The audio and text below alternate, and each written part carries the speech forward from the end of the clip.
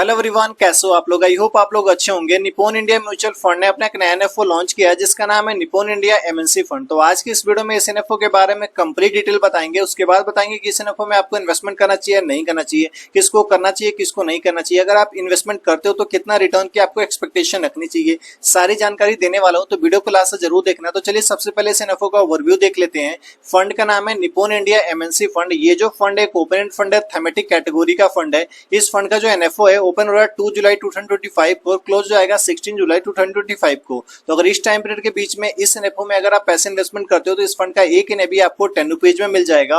और इन्वेस्टमेंट करने के लिए ज्यादा अमाउंट की रिक्वायरमेंट नहीं है, केवल आप 500 रुपीज से इन्वेस्टमेंट स्टार्ट कर सकते हो। और ध्यान रखना कि अगर आप इन्वेस्टमेंट करते हो तो इसमें एग्जिट लोड भी है। एक साल से पहले अगर पैसे को रिडीम कर लोगे तो आपको 1% का एग्जिट लोड भी पे करना पड़ेगा। और इस फंड के जो फंड मैनेजर है वो ध्रुमल जी है और इस फंड का जो बेंचमार्क है निफ्टी एमएनसी इंडेक्स है। तो चलिए समझते हैं कि इस फंड में अगर आप पैसे इन्वेस्टमेंट करते हो तो आपका जो पैसा है कहाँ इन्वेस्टमेंट होगा, रिटर्न आएगा भी या नहीं आएगा, ये सारी चीज बताता हूँ। उससे पहले आपने जैसे इस फंड का नाम पढ़ा होगा तो आपको एक बात तो समझ में आ गया होगा कि आपका जो पैसा है वो एमएनसी कंपनीज के जो स्टॉक्स होंगे उसमें इन्वेस्टमेंट होगा।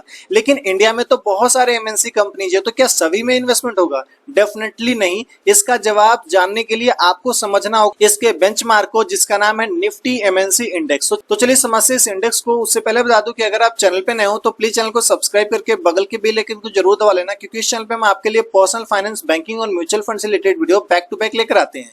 तो चलिए समझते हैं इस इंडेक्स को जिसका नाम है निफ्टी एमएनसी इंडेक्स। इस इंडेक्स के अंदर में वही सारी एमएनसी कंपनीज है जो इन 3 पैरामीटर के ऊपर परफेक्टली फिट बैठते हैं। पहला पैरामीटर ये है कि वो जो जितने भी एमएनसी कंपनीज है वो एनएसई में लिस्टेड होना चाहिए। दूसरा क्या है कि वो जितने भी एमएनसी कंपनीज है उनके जो प्रमोटर होना चाहिए, जो फॉरेन प्रमोटर की जो शेयर होल्डिंग है कम से कम 50% होना चाहिए। ज्यादा हो तो वेल एंड गुड, लेकिन कम से कम 50% तो होना चाहिए। और तीसरा पैरामीटर ये है कि वो जो भी एमएनसी कंपनीज है वो टॉप 30 में होना चाहिए। अगर टॉप 30 में है तभी इस इंडेक्स के अंदर में रहेगा। अगर टॉप 30 से जिस दिन बाहर होगा वो इस इंडेक्स के अंदर से ऑटोमेटिक बाहर हो जाएगा। तो चलिए जानते हैं कि कौन से टॉप 30 में से कुछ टॉप एमएनसी कंपनीज के लिस्ट आपको दिखाने वाला हूं।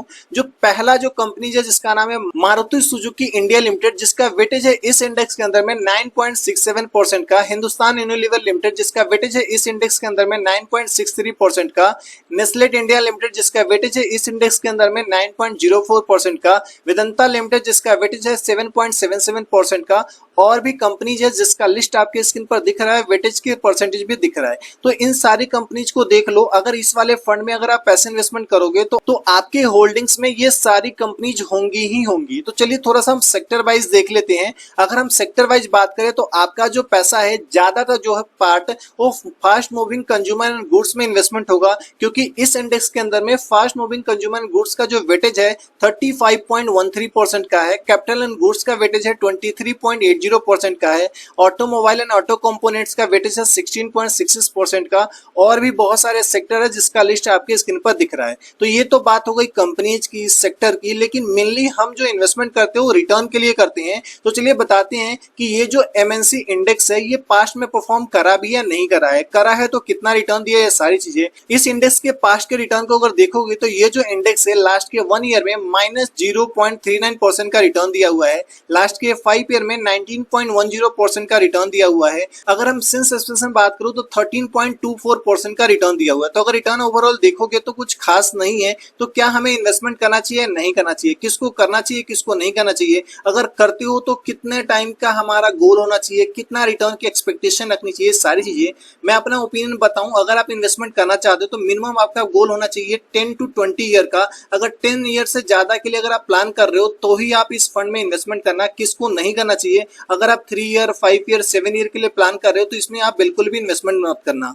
अगर आप इन्वेस्टमेंट करते हो तो इस फंड से ज्यादा जो रिटर्न आप एक्सपेक्टेशन रख सकते हो 12 से 13% तक का रिटर्न एक्सपेक्टेशन रख सकते हो। मैं अपना ओपिनियन बताऊं तो मैं तो आपको कहूंगा कि आप चाहे तो इस फंड को अवॉइड कर सकते हो। बहुत सारे ऐसे मार्केट में म्यूचुअल फंड है जो कि इससे अच्छा रिटर्न दे रहे हैं, जिसकी वीडियो मैंने ऑलरेडी इस चैनल पे अपलोड किया है, जाकर आप उस वीडियो को देख सकते हो। चाहे आप इस फंड में चाहे आप किसी भी म्यूचुअल फंड में आप इन्वेस्टमेंट करते हो तो सबसे पहले करना क्या चाहिए आपको अपने लेवल पे रिसर्च करना चाहिए, अपने फंड एडवाइजर से सलाह लेना चाहिए, उसके बाद ही आप इन्वेस्टमेंट करना। ये जो वीडियो मैंने एजुकेशन पर्पस के लिए बनाया है तो आप उसे उसी वे में लेना। बाकी कैसे लगे वीडियो कमेंट करके जरूर बताइएगा। वीडियो अच्छा लगा वीडियो को लाइक कीजिए, चैनल पर नए हो चैनल को सब्सक्राइब कीजिए।